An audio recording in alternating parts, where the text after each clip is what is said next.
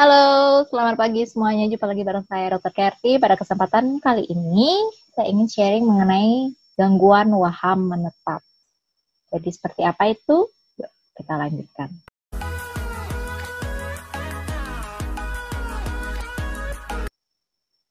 Jadi, di sini yang akan kita bahas adalah epidemiologi dari gangguan waham menetap, etiologi dari gangguan waham menetap, diagnosis dari gangguan waham menetap, diagnosis banding dari gangguan waham menetap, penata laksanaan gangguan waham menetap, perjalanan penyakit gangguan waham menetap, dan prognosanya. Yang pertama, definisinya. Waham adalah keyakinan tentang suatu isi pikiran yang tidak sesuai dengan kenyataan atau tidak cocok dengan intelijensi dan latar belakang budaya, meskipun sudah dibuktikan kemustahilannya.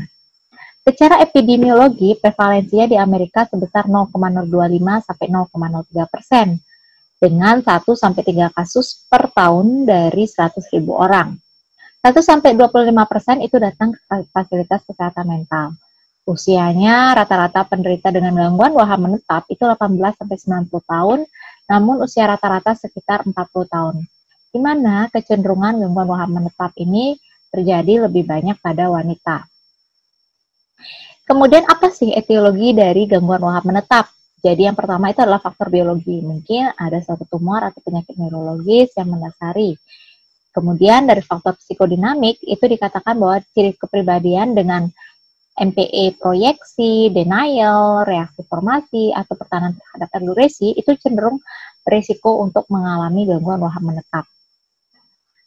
Kemudian kita lanjut dengan gangguan waham menetap. Sebenarnya apa itu waham menetap gitu ya? Jadi sekelompok gangguan jiwa dengan waham yang berlangsung lama dan merupakan satu gejala klinik yang khas atau mencolok serta tidak dapat digolongkan sebagai gangguan organik, skizofrenia, atau afektif. Jadi biasanya durasinya menetap selama 3 bulan, baru kita katakan dia gangguan waham menetap. Jadi ini diagnosisnya berdasarkan PPDGJ 3. Jadi pedoman diagnosisnya yang pertama, satu-satunya gejala adalah waham yang mencolok. Yang kedua, sudah berlangsung selama 3 bulan dan khas pribadi, bukan budaya tersempat. Yang ketiga adalah gejala depresi harus lengkap atau full blown, mungkin bisa saja terjadi secara intermittent, namun wahamnya harus menetap. Yang keempat, itu tidak boleh adanya suatu bukti-bukti tentang adanya penyakit otak. Dan yang kelima, tidak boleh adanya suatu halusinasi auditorik atau mungkin bersifat sementara saja.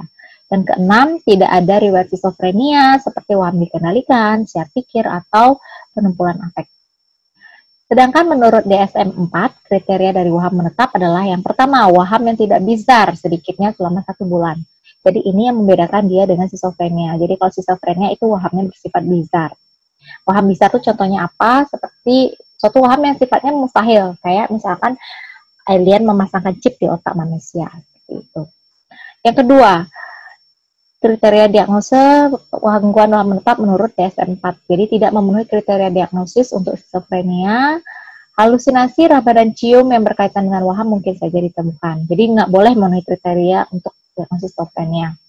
Yang ketiga, selain akibat langsung dari waham, tidak terdapat gangguan fungsi yang jelas dan ada perilaku yang benar-benar aneh atau bizar. Itulah sebabnya kita jarang menemukan diagnosis gangguan waham menetap ketika seorang pasien itu datang, karena fungsinya masih bisa dilakukan oleh pasien. Yang keempat, jika didapatkan episode mood bersama dengan waham, itu sifatnya relatif singkat dibandingkan dengan durasi periode waham. Dan yang kelima, itu tidak ada penggunaan zat atau kondisi medik umum yang mendasari. Sedangkan menurut DSM-5, gejala kriteria diagnosis dari gangguan waham menetap adalah yang pertama, adanya 1 atau lebih waham dengan durasi 1 bulan atau lebih. Itu beda ya dengan PPDGJ 3. Kalau PPDGJ 3 itu durasinya 3 bulan. Yang kedua, tidak ada riwayat skizofrenia. Yang ketiga adalah terlepas dari dampak waham, fungsi sehari-hari tidak terganggu. Perilaku aneh tidak jelas terlihat. Yang keempat, jika manik atau depresi berat telah terjadi dan berlangsung singkat dari terjadinya periode waham. Dan yang kelima, gangguan tersebut tidak dikaitkan dengan kondisi fisik medis lain dan tidak lebih baik dari gangguan mental lain, terutama gangguan dismorfik atau OCD. Kemudian kita mempelajari lebih lanjut mengenai jenis-jenis waham. Yang pertama adalah tipe kejar atau persekutori. Jadi tipe ini merupakan tipe yang paling sering kita temukan. Waham kejar itu mungkin sederhana atau terinci. dan biasanya berupa tema tunggal atau sejumlah tema yang berhubungan, seperti disengkokoli, dicurigai, dimata-matai, diikuti, diracuni, difitnah, atau secara kejam diusik atau dihalangi dalam menggapai tujuan yang besar dalam jangka panjang. Hinaan kecil menjadi besar dan menjadi pusat sistem waham. Individu itu senantiasa dikejar-kejar oleh orang atau kelompok yang bermaksud berniat jahat kepadanya. Yang kedua, tipe kebesaran atau grandius. Jadi gangguan waham menetap jenis ini disebut juga megalomania. Jadi bentuk paling umum dari waham kebesaran adalah keyakinan bahwa dirinya itu memiliki wawasan atau bakat yang luar biasa, namun tidak diketahui atau membuat penemuan yang penting. Di mana misalnya contohnya pasien adalah suatu agen FBI pemerintahan, padahal pendidikannya cuma SD kelas 2 itu misalkan. Waham itu bersifat lebih jarang dan pasien itu memiliki hubungan khusus dengan seseorang yang terkemuka atau waham religius, sehingga pasien mendirikan sekte-sekte atau sebagai pemimpin sekte religius. Itu contohnya. Yang ketiga adalah tipe erotomania atau erotomanik. Jadi pasien meyakini dirinya dicintai mati-matian oleh seseorang, di mana orang yang dibayangkannya itu biasanya berasal dari strata atau status yang lebih tinggi, seperti bintang film, atasan kerja, atau dapat juga seseorang yang sudah menikah atau seseorang yang tidak mungkin. Kejadian dari tipe erotomania, waham ini sebesar 1-2%. Yang keempat adalah tipe cemburu atau jealous type. Waham tipe ini lebih sering kita temukan pada laki-laki dibandingkan perempuan. Waham ini jarang dijumpai, hanya sekitar 0,2% dari semua pasien psikiatri.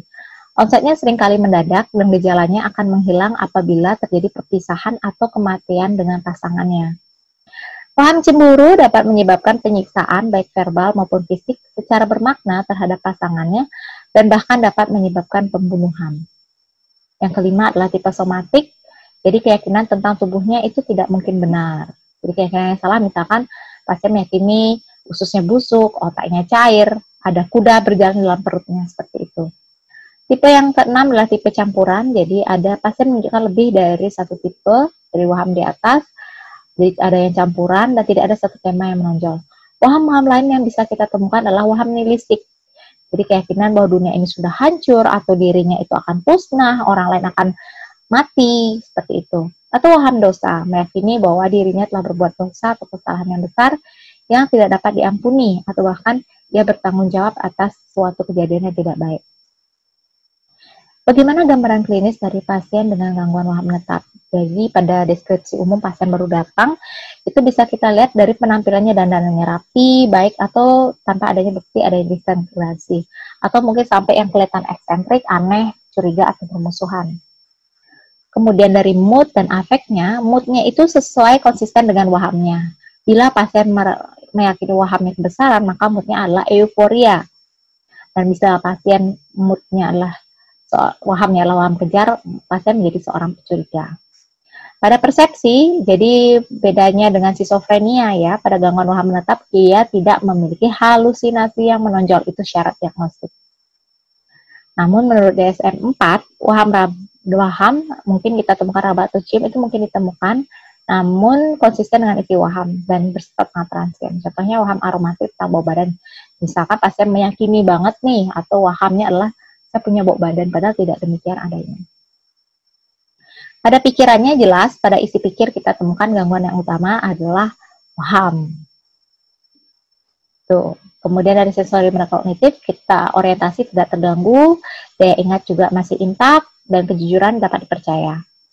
Diagnosis banding adalah yang pertama gangguan perilaku akibat kondisi medis umum. Jadi misalkan ada delirium, bisa juga DD-nya adalah demensia, dan DD yang keempat adalah gangguan mental perilaku akibat penyalahgunaan zat dan psikoaktif. Jadi bisa muncul waham adalah pada penggunaan zat stimulan, misalkan amfetamin, atau PCP, atau kokain, itu bisa menyebabkan munculnya gejala waham juga. Ada DD yang kelima, itu malignering. Jadi pasien membuat gejala berpura-pura atau gangguan buatan. Tapi tetap balik dari gangguan buatan itu termasuk gangguan jiwa juga gitu. Yang ketujuh, skizofrenia. Jadi bedanya dengan skizofrenia adalah pada skizofrenia itu wahamnya bizar, kemudian dia khas, juga ada halusinasi auditorik yang tidak kita temukan pada pasien dengan gangguan waham menetap. Yang kedelapan, DD-nya adalah gangguan afektif. Jadi mood dengan gejala psikotik. Jadi kalau misalkan depresi dengan gejala psikotik itu kita yang menonjol adalah gangguan moodnya. Pasien misalnya depresi dia kelihatan lemes, nangis-nangis, hilang minat dan kegairahan dan semua gejala lain dari mood itu, dan wahamnya sesuai. Misalkan pasiennya bisa wahamnya nihilistik, namun bisa juga ditemukan yaitu halusinasi. Halusinasi auditoriknya misalkan halusinasi yang menjelekkan pasien, itu bedanya dengan gangguan waham menetap. Sedangkan kalau pada pasien dengan gangguan manik dengan gejala psikotik itu misalkan kita temukan moodnya tuh naik, jadi dominan eufori, pasiennya senang, wahamnya waham kebesaran. Bisa juga ditemukan halusinasi auditorik yang menyombongkan dirinya, mengatakan bahwa dirinya adalah Tuhan, dirinya adalah Raja. Bedakan juga gangguan waham menetap dengan obsesif kompulsif ya. Jadi kalau obsesif kompulsif pikirannya terpusat atau tekun terhadap suatu hal, dan untuk menghilangkan gejala tersebut ada perilaku kompulsif untuk meredakan kecemasannya. Itu beda dengan pasien dengan gangguan waham menetap. Bedakan juga dengan gangguan somatoform. Jadi kepada gangguan waham menetap yang tipenya tipe somatik, itu pasien meyakini bahwa otaknya meleleh. Kalau somatoform paling dia meyakini seperti ini, dia shopping dokter, ini neurotik ya kelompoknya. Misalnya dia merasa jantungnya berdebar, tapi dia meyakini bahwa ada gangguan jantung, mungkin heart attack, kan itu masih agak logis gitu. Atau di D-nya yang lain adalah gangguan kepribadian yang paranoid. Penata laksanaannya itu ada dua, farmakoterapi dan non-farmakoterapi. Non-farmakoterapi kita berikan psikoterapi, contohnya adalah psikoterapi suportif. Psikoterapi suportif itu terdiri dari ventilasi, sugesti, persuasi, reassurance, bimbingan, konseling, terapi kerja, kasus sosial, atau terapi kerja. Dan farmakoterapi itu dimulai dengan dosis rendah dan dinaikkan secara bertahap. Apabila diperlukan, itu bisa pasien diindikasikan untuk rawat inap. Jadi farmakoterapi pada pasien dengan waham menetap kita berikan antipsikotik. Pilihan pertama untuk pasien dengan usia muda, itu baik dengan gejala positif atau negatif adalah risperidon. Jadi ini indikasi rawat inap di rumah sakit adalah yang pertama, pasien membutuhkan evaluasi medis dan neurologis untuk menentukan apakah gangguan waham itu didasari oleh gangguan psikiatri. Yang kedua, pasien membutuhkan pemeriksaan untuk menentukan kemampuannya mengendalikan impuls. Apakah pasien ada kecenderungan untuk bunuh diri atau membunuh orang lain terkait dengan wahamnya. Misalkan waham persekutorik ya, jadi dia meyakini bahwa ada orang lain yang berniat jahat. Itu perlu dirawat inap. Yang ketiga, ini adalah perilaku pasien akibat waham mungkin mempengaruhi kemampuan pasien atau mereka untuk berfungsi di keluarga atau pekerjaan, sehingga pasien membutuhkan intervensi profesional untuk menstabilkan hubungan sosial dan pekerjaan. Bila perawatan di rumah sakit dibutuhkan, dokter harus melakukan persuasi agar pasien bersedia dirawat. Persuasi itu adalah salah satu bentuk psikoterapi sportif, jadi menjelaskan kepada pasien mengenai gejalanya dia. Tapi biasanya pilihan dari pasien psikotik dalam hal ini adalah gangguan waham menetap itu biasanya buruk ya. Dia tidak menyadari bahwa dirinya sakit. Kemudian bagaimana prognose atau perjalanan penyakit dari pasien? Sekitar 50% itu akan pulih. Namun 20% mengalami pengurangan gejala saja dan 30% itu tidak menunjukkan perbaikan.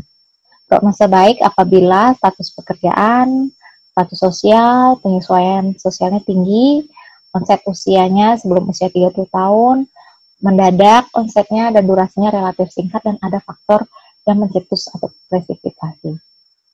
Demikian sharing kuliah siang ini mengenai gangguan waham menetap. Semoga bermanfaat untuk teman-teman yang ada di rumah sekalian, dan apabila teman-teman menyukai konten ini, jangan lupa like dan subscribe tombol di bawah ini.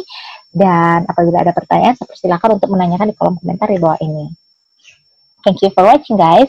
Have a nice day. See you in another video. Bye-bye.